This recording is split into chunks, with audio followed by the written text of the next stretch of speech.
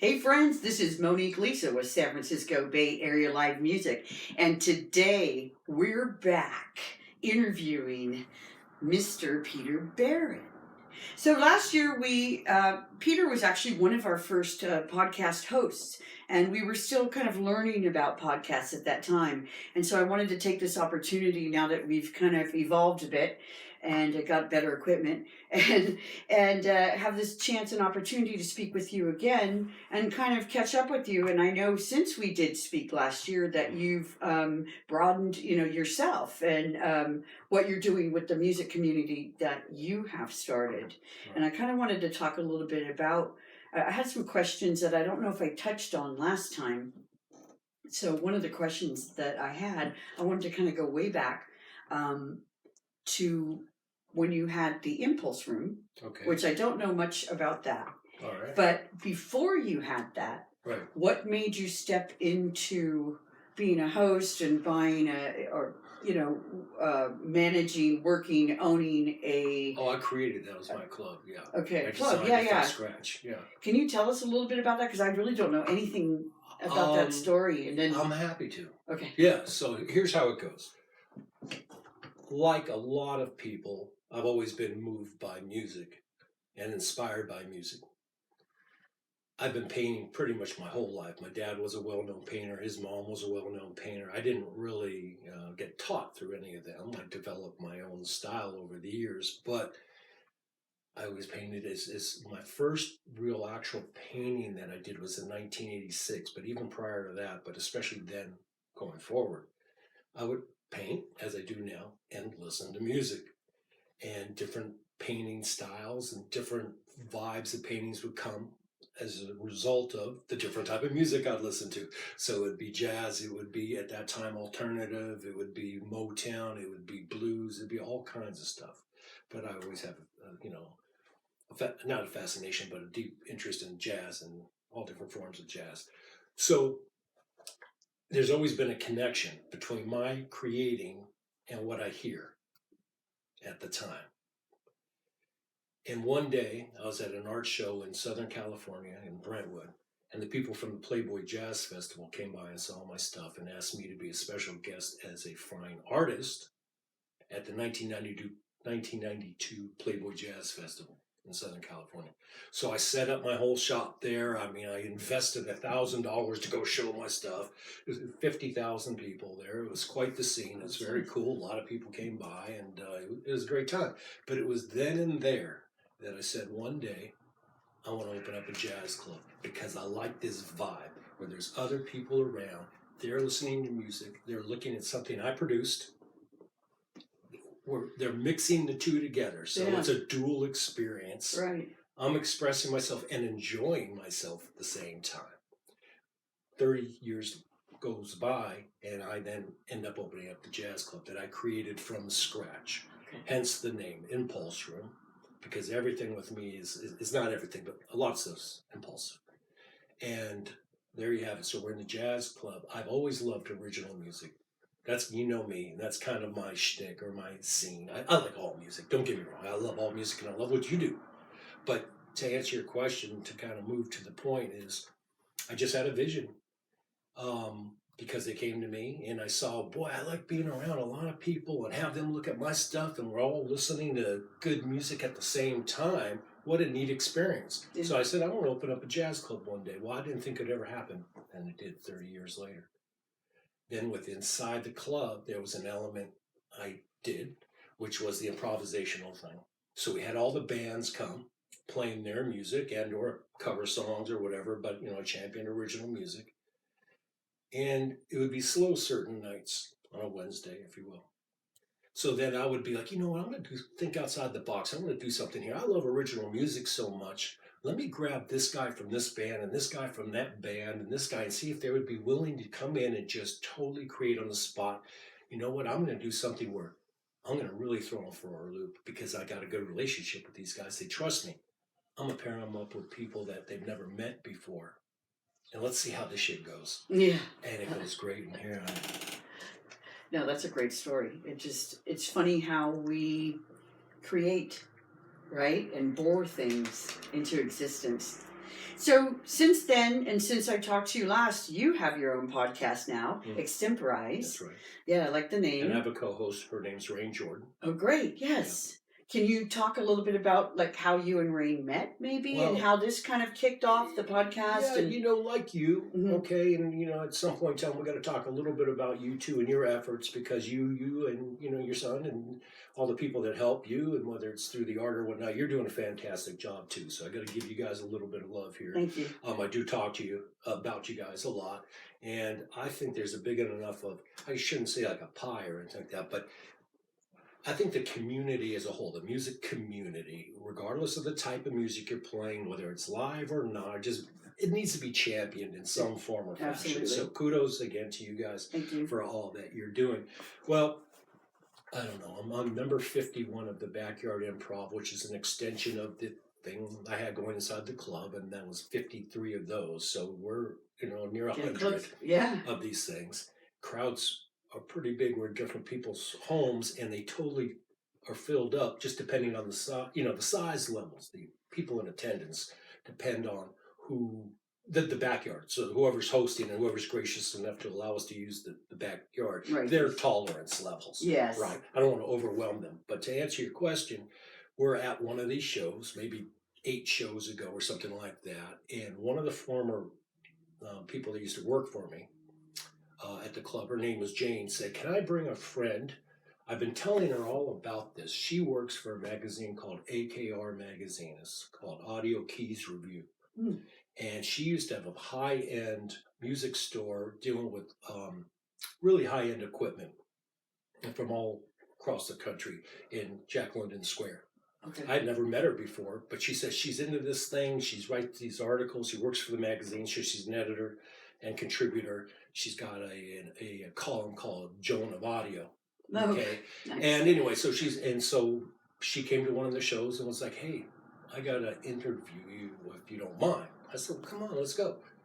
Well, she came here one day, and me being impulsive, right? She's like, "One day I want to have a podcast." I said, "Well, shit, I had a podcast inside the club. We actually had a podcast with inside the club, and there was times we would have a show prior to the musicians going on. So there's 100 people inside there. I've got the full podcast with boom mics, and I mean, it's like quite the scene. Yeah. And we're having a podcast while people are in there, just prior to them going on." Yeah, nice. So I told her, "Man, I had all this stuff." And she's like, "Oh, yeah, that sounds really cool." I said, "I'll tell you what, here's the deal. I like your personality. We seem to get on fine. Let's go ahead and make this happen." I'm impulsive. And here we are, number 18 of them. So. Oh, that's great. Yeah. It's about the hosts that they... The house hosts. The house hosts that, how did you build that relationship? I'll try to give you a more condensed answer because I know, some, might know better, but you've branched out into other cities and other locations. Concord, Livermore, Lafayette, and so I think we've been in 15 different homes, 16 different homes. We were in a warehouse there. Well, basically, the condensed version is it all started next door to me. I was originally going to take this whole thing into the Danville Theater, a proper theater that seats 250 people in Danville. But when I was going to do that, it kept getting postponed by them because it was in the midst of COVID. Oh, I see.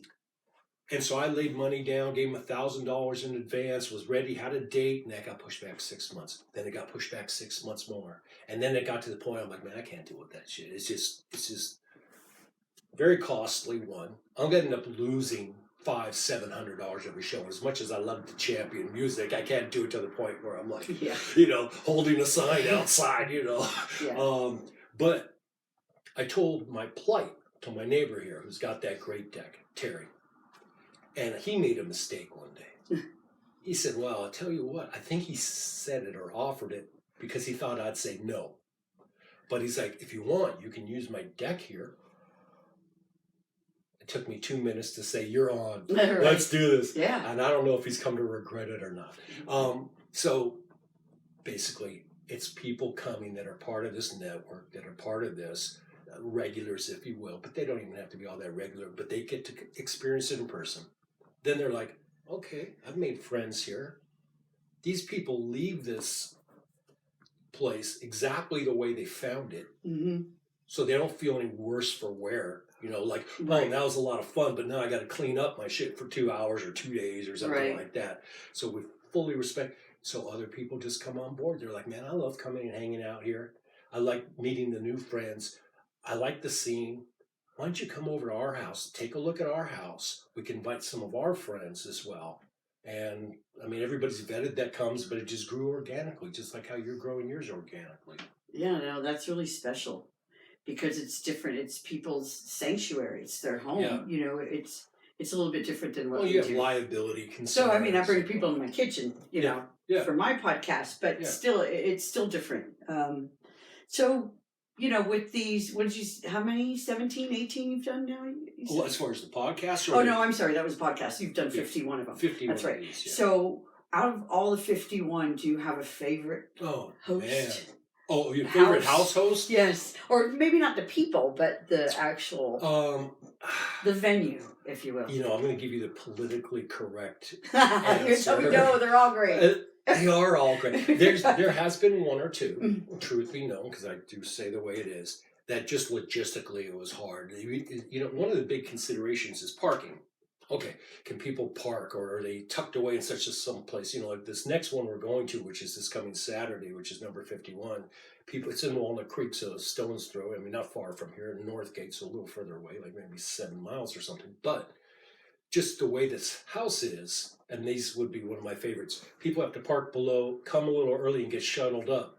Oh. Okay, because there's not enough parking at their home for for I see. 30 or 40 cars, right? And it's not right on the street; it's pushed back, right? So you know, basically, we get a volunteer and or somebody who's getting paid a few bucks to hop in the Cadillac Escalade or whatever and bring everybody up. But to answer your question, if I had to single out one, and it's hard to do because I genuinely accept a couple of them, they're just logistically tough that I may not go back to. They continue to expand. I will have to say the warehouse. So I am going to, because it was a series. Okay. Claudia Wentworth, which is one of the guests here, we were inside her warehouse in Walnut Creek, a massive warehouse. And I think because the fact that we set up, I never had to unset up. I had all the paintings hanging everywhere. It was like a proper gallery inside. There was a massive place. We got big crowds. So I would say within the warehouse series, within this series, was very cool. Oh. Well, I didn't get to experience that. No. Seems that the most I've been to is your neighbors. Right. Well, you're busy. You're a busy woman. Yeah, we can't see. You got a lot going on. Yeah, that is one thing too that are similarities as far as like building a community, and of course there's a lot of people that cross communities because they're musicians or artists, and so I appreciate everything that you're doing as well, and it's just so unique. I mean, it could be a franchise. You could franchise it out almost, location. Well, it's kind of funny. What was special with the podcast, and I don't want to take this whole thing because I would love to hear about you. We'll put this on our podcast too. I've got a couple questions for you at some point, fine. whenever you feel the time is right. But just on the heels of what you just said right now, one of the last podcasts, it was amazing. One of the reasons, because nobody yet has really asked me why bother with that. So we already have the crowd that's coming. We have the house hosts on board, and I always want more crowds if they're vetted and more people to host. And so it never really runs out, right? And new places to go, new experiences. That's one of the things I dig about this whole thing is that we get to experience things together. That's why I champion. So a new venue, new people to meet, but then also new sounds that you've never heard before. That's why I'm so like crazed about this whole thing. It's because, man, we're doing this together. So the time you came, nobody ever heard that song before. Then, there's nothing afterwards except for what I videotape and I chronicle, right? Right. But, and I, like you, I forgot my question. It'll come back franchise. to me. Oh, so one of the last podcasts we did with, which I don't know if you heard this, one of the reasons I did is I'm primarily having this podcast with Rain to focus on the musicians that are part of the Backyard Improv. It's not that I don't love the music community as a whole, and I won't say, to reward them, no, that's too grandiose. It's just another element to, and they don't even need, these are famous musicians. They don't really need exposure, if you will, but it's just my efforts just to have them continue to be there, because a lot of people that come to these shows, even if they're famous artists and they've done stuff for decades, some people haven't seen them before. Right. So it's new audiences and new people that get engaged and this, that, and they, it's always a good thing, and they trust me a lot. But Martin Rossett, he's a guy, he's very unassuming, he's a sax player and all that, and you would just think he's a great sounding sax player. Rain and I are sitting here and we're just like, what? You would never know it, because, when these people come to these shows, 5 minutes, how was traffic, how you doing, good to see you, how's the family, that, very superficial kind of stuff, right? Here we're getting to talk to the musicians that are part of the Backyard Improv. This guy he's crazy. He made a ton of money designing software, and then he just wants stuff to do. And he was on a cruise ship one day and saw somebody die. He decided to become a doctor. So after just that one experience, he doesn't need the money anymore. He says, there's a need. I want to help people. He becomes a doctor. He's an emergency room doctor for like 30 years as a result of that. But he went to, what do you call it, to study music, Juilliard. Oh, yeah. So he goes to Juilliard. He went to Yale. He did all these things just on whims because he saw a need. He didn't need to do any of it for a career. He's just like, I've become a pilot. They need me there. He become, right, that's it. It's just, so what's the point? It's like a superhero. Well, but the fact that you're not driven, a lot of times we're driven to survive. True. So I'm like you, combining my passions with an attempt to survive. Right. Financially. Make ends meet, if you will, as an artist, right? I just had another thought, thinking not franchise, but a reality show. Because every time it would be different. Absolutely. Oh, yeah, that would be. But the reason I brought him up was, and thank you for bringing me back in, that's why I have Rain, she does that too sometimes, okay, is he said, Peter, this, by me repeating it sounds like I'm trying to, I mean it humbly.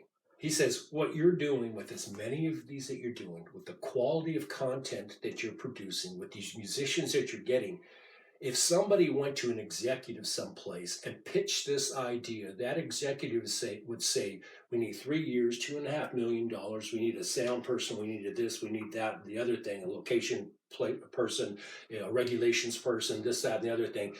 We could work on this for 2.5 years, and you basically could be at what it is you're doing. Of course, they would have more cameras, more this, that, and the other thing. Right. But basically, the quality of sound, the quality of music that they're producing wouldn't be any different. It would be the same. Right. So, yes, to your point, I can see it going further. Yes. Yeah, great. Yeah. Yeah, me too. Can we talk about you? We can. How did you start this whole thing? I mean, what brought you into music? I know you're a musician. You're a singer. Yeah. Right? I started singing when I was young. And then in my 20s, I took opera lessons to learn technique. I wanted to be like Mariah Carey. And I actually spoke about it in one of my podcasts. It's called Welcome to My World. So people know who I am and what I'm about. Because I'm sure a lot of people will scratch their head and go, who's this lady? I've been singing for 30 years in the South Bay. San Jose, Campbell, Sunnyvale, Mountain View, down over there. Like you were saying, you could be playing for 30 years, but there's still people that don't know who you are. Right, of course. But that's not why I did this. So I've always been involved with music. And back in the mid-90s, I remember my friend and I, we were at local bowling alley that doesn't exist anymore. Okay. They have condos now there. But we were there talking, and, she loves music and I love music. And we're like, we really needed to go record bands and do interviews. And at that time, we were like laying it out in our heads, Well, we had to work with the junior college for the sound stage. And, you need those great big, VCR camcorders that you put on your shoulder, And so we were kind of putting it all together in our heads.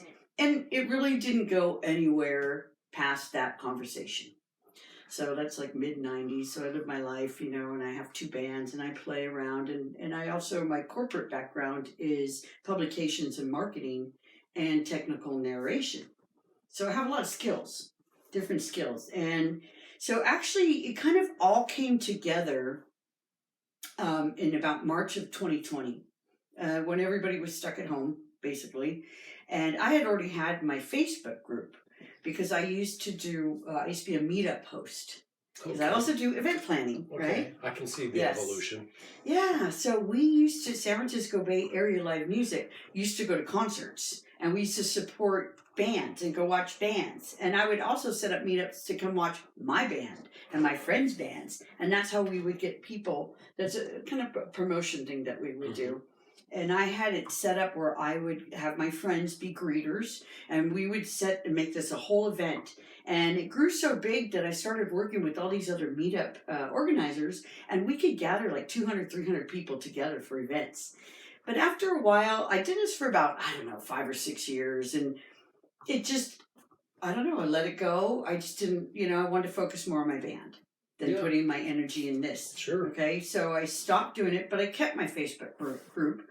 So when I stopped in 2019, then, like I said, we got shut down in 2020, and that's when I noticed that the group started growing. Just all these people were recording music in their kitchens and living rooms and patios, backyards, on the front porch, because we were all stuck at home, but they still wanted to play. Of course. And they wanted, and I noticed that's when a huge jump of streaming music online happened. Yeah. At least in my view. And I was sitting on my couch, and I'm getting goosebumps now. I was sitting on my couch, and I'm seeing this, and I'm like, Monique, you have to do something with this. It's that idea that you had. You had an idea back in the 90s about interviewing people, and there's all these people here. And so I remember just like pacing around in my house, trying to think out what I'm going to do. And, how can this play out? How am I going to do it? I don't know how to videotape. Right. I don't know how to edit. I don't know, but I do know a lot. But you had a vision. I had a vision, and I've worked on computers since they started. So I'm not unfamiliar with computers or software, blah, blah, blah.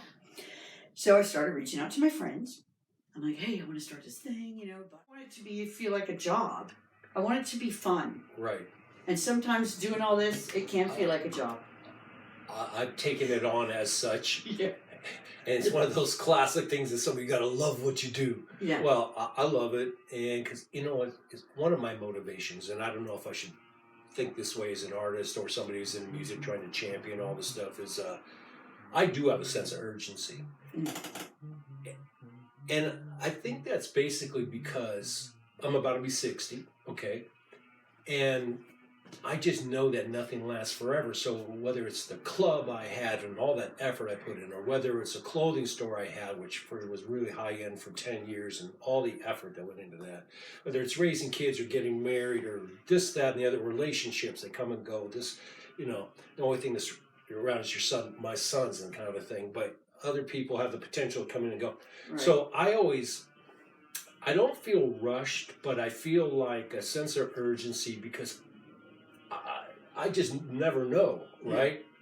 And I'm the type that if I got a project, I want to just knock it out because I know the next one is coming. And I just don't want them all to lay on top of each other. Right. Yeah. Then I'll feel a sense of being overwhelmed. Yeah. Right? Yeah, I know that. So I had time in between not to get overwhelmed because I do have crossover, if you will. But, it's just... the hurry, that's like, it is what that's it is. Hilarious. That's part of it. That's typically I do mine at night for that very reason. Okay. When the sun goes down and then, people can only stay up so long. We got a little break right there. But yeah, it's inevitable during the day. It's okay. There's some people that are like, super religious, so they don't do anything on Sunday. Like my landlady downstairs, but there's other people like, hey man, that's one of my days off on the weekend. I got stuff to do. It's the only day I can do it. I got shit to do. So, so it is what it is. Yeah. I'm glad you came. One thing that I do want to do with the podcast is I have Kimberly Gold, right? Yeah, so I met her. I can't even remember how I met her, but she was one that I recorded on my YouTube, and she has a lot of fascinating stories. So I told her that I would like to do like a women in music kind of episode. Maybe you can spin off to an actual show, because I might have different shows on my podcast, different type of formats. Because I know a lot of female musicians, and just from the female view, and when you're out there performing as female, it's different than males. And there's, as far as like, for me, for instance, when I started singing, it was very guitar centric. I had to sing the songs that the guitar players knew, right?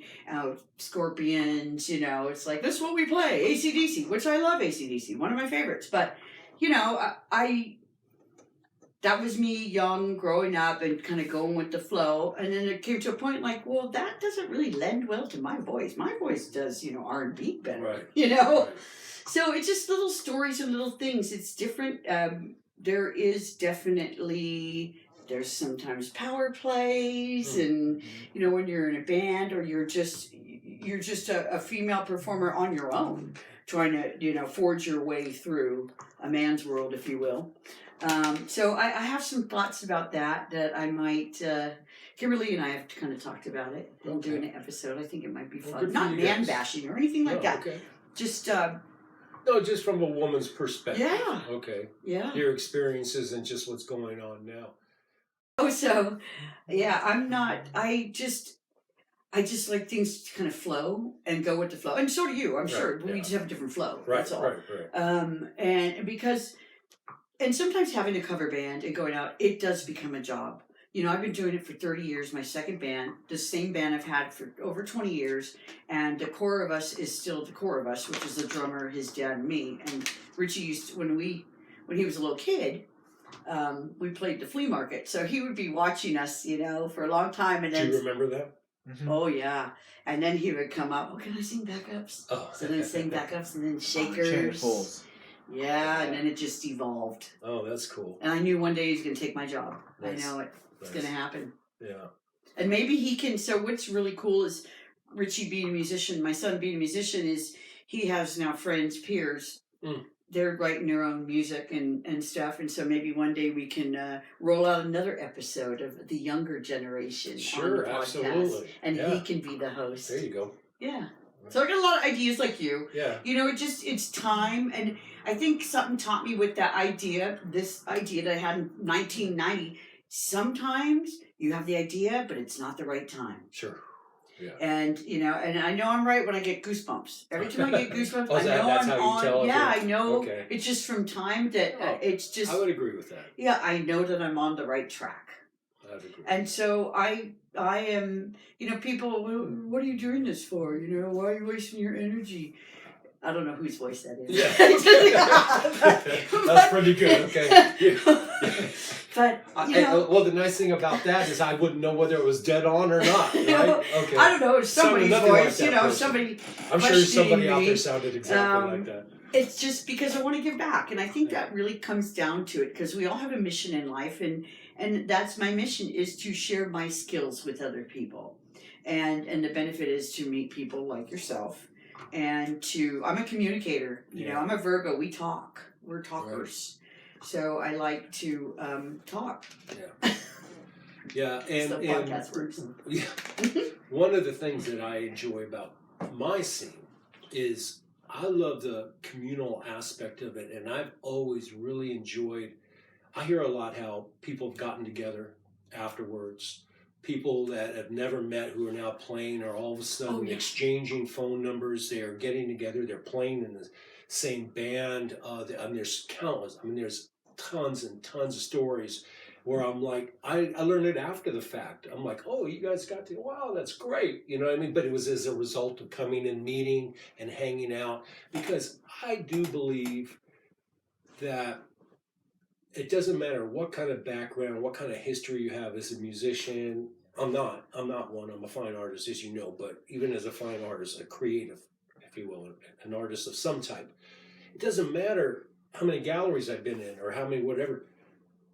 You need to always be active.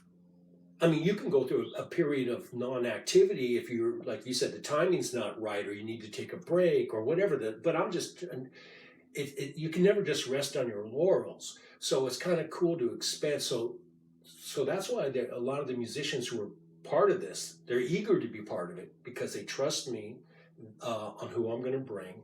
They know the result is going to be pretty darn good.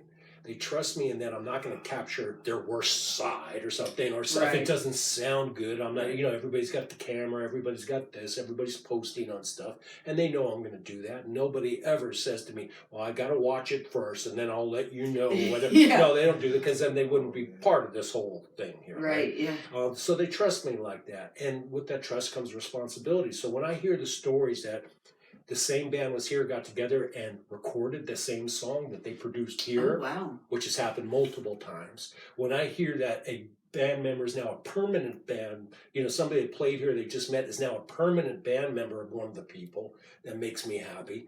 It's just, it's that helping facilitate relationships. Yeah. I dig. Yeah, that's what I do too. It's like I'm a kind of a director and a producer. You know, I bring people together.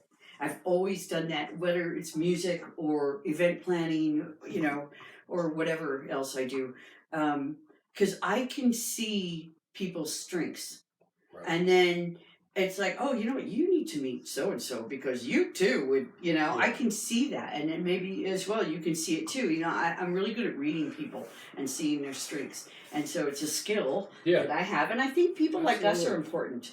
Because we're like advocates and we're cheerleaders and we're, you know, we're confident enough to be the host and go out there and be the MC and talk and everything and look dorky or whatever it is, you know, just to bring everybody together and but that create something. Yeah, and I'm glad you said it like that, because the thing is that not to pat ourselves on the back too much, or myself. If you took me away, and you took others like us away that are aficionados, you're a musician as well, or an artist, or just those that championed it, that don't make a ton of money as a result of it, but try to live as a result of it and whatnot, then where would you be? Then where would you be? Those people wouldn't have met. Well, a lot of people wouldn't have met, and some of them would still have their careers, still doing well, still get gigs, but largely it would be difficult. Go ahead. Oh, I tell you, but I look at us like a tool, a conduit, a beacon, but something that they can work through. Yeah, okay, true. That we can aid with if they need it. Because if we look at, I agree with you too about the Bay Area as a whole is still thriving with music. Okay, and whether it's original or cover or whatnot, I think we got the most talented people on the planet here in the Bay Area as being musicians, and then, you know, I'm sure people would argue otherwise, but of course I have a tainted view and, you know, I have a bias. Right. But I just think that everybody needs somebody at some point in time. Yep. And I've heard so many stories from the folks that are playing, the musicians with us, that during that time of COVID, when I decided to have the concert here, one of our first, you know, the first 8-10 concerts we had, especially the first 2 or 3, we were so concerned because we're outside here of the authorities. What authorities? Police coming by, somebody hearing and going, wait a minute, this sounds like a gathering over there, because you can hear that shit from 2 miles away. Let's go investigate, because there's not supposed to be more than this many people outside. Right. And so I was worried about, let's